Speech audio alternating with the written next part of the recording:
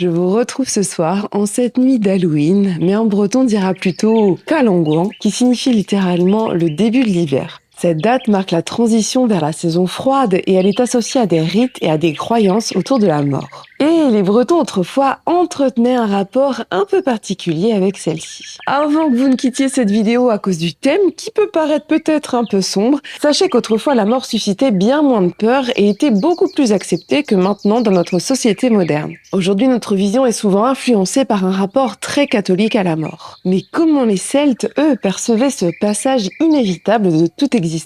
Dans cette vidéo, nous parlerons des rituels et des croyances funéraires, mais également du chemin des âmes et du célèbre Ankou qu'on ne présente plus.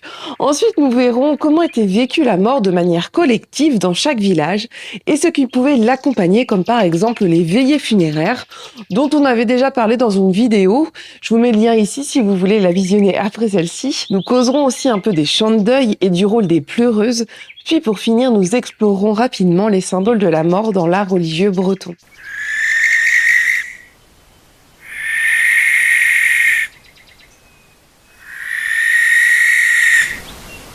Deux jours d'or et bienvenue sur la chaîne bretonne.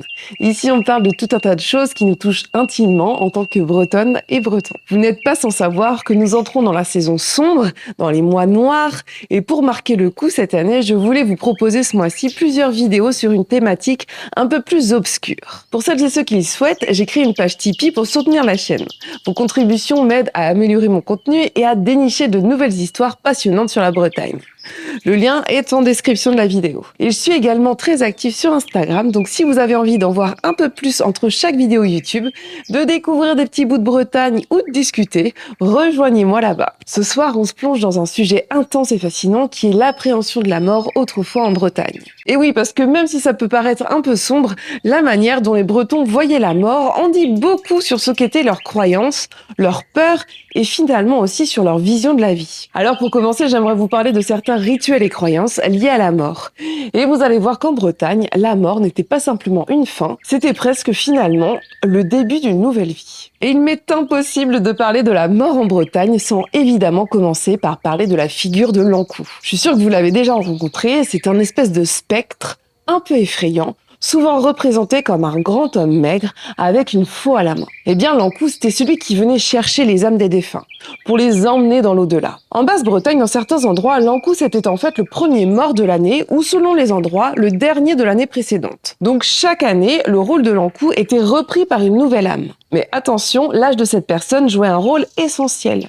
S'il s'agissait d'un jeune, il choisissait plutôt d'emporter des gens de sa génération, alors qu'un Ankou plus âgé choisirait plutôt les petits vieux comme lui. Et ce n'est pas tout. Si la personne choisie pour devenir l'Ankou avait la réputation d'être une mauvaise personne, d'être une personne méchante, on disait qu'elle irait chercher bien plus de monde. Mais l'Ankou, il avait un acolyte. Il ne travaillait pas seul, bah non. Il était aidé par la seconde personne décédée de la paroisse, et il l'assistait dans ses tâches.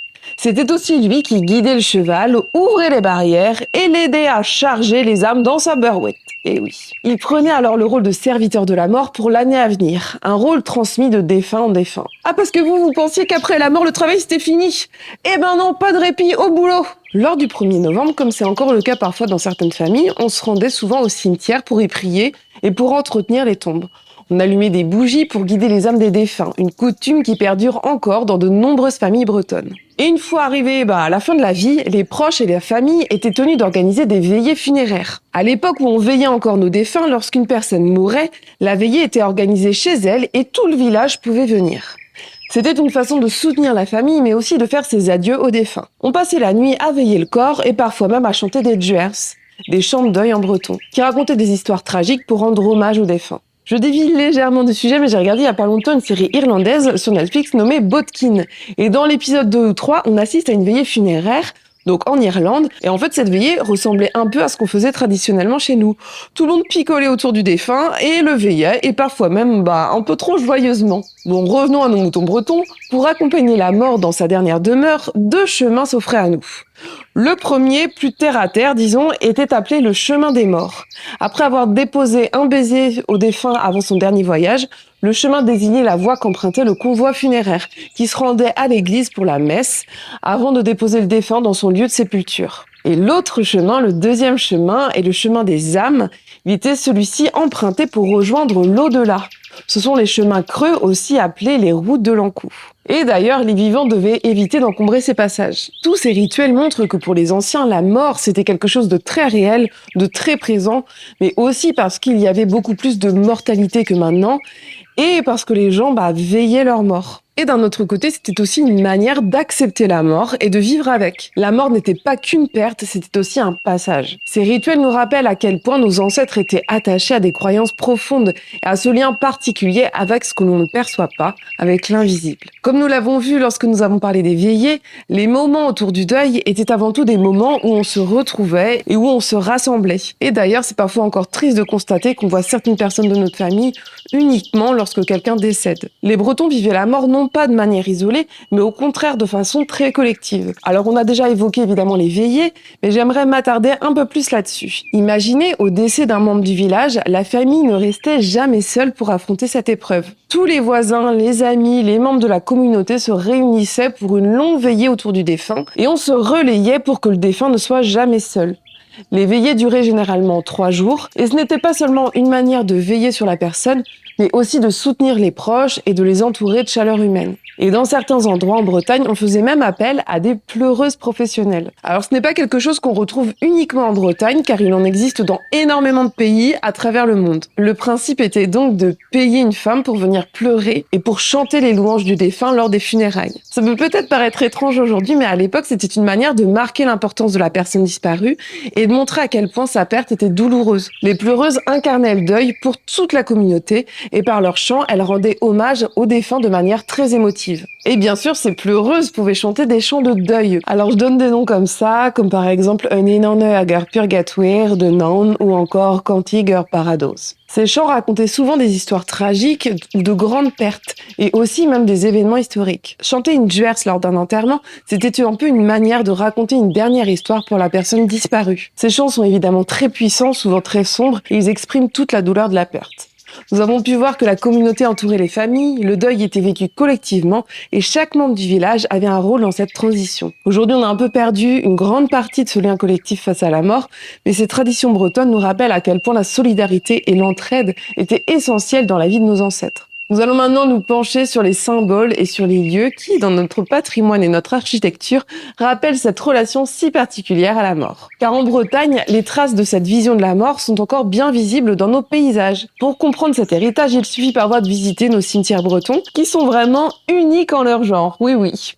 Beaucoup d'entre eux abritent des ossuaires, ces petites chapelles parfois appuyées à l'église ou encore un petit peu isolées, qui étaient destinées à recevoir les ossements retirés du cimetière pour libérer de la place. C'était l'endroit où on conservait les ossements des défunts une fois que les tombes étaient réutilisées. C'était une manière de garder encore un petit lien avec ses ancêtres et de se rappeler que même dans la mort, on faisait tous partie d'une seule et même famille. Dans ces ossuaires, on trouve souvent des sépultures très particulières, comme des squelettes ou des représentations de l'Ankou, qui rappellent encore une fois que la mort est un passage inévitable. La mort était appréhendée sous les nombreuses croix des calvaires que l'on retrouvait dans bien des endroits. Ces croix de pierre, souvent magnifiquement sculptées, représentent des scènes religieuses, mais aussi parfois des figures du bien et du mal, qui nous rappellent une nouvelle fois que la mort fait partie de la vie.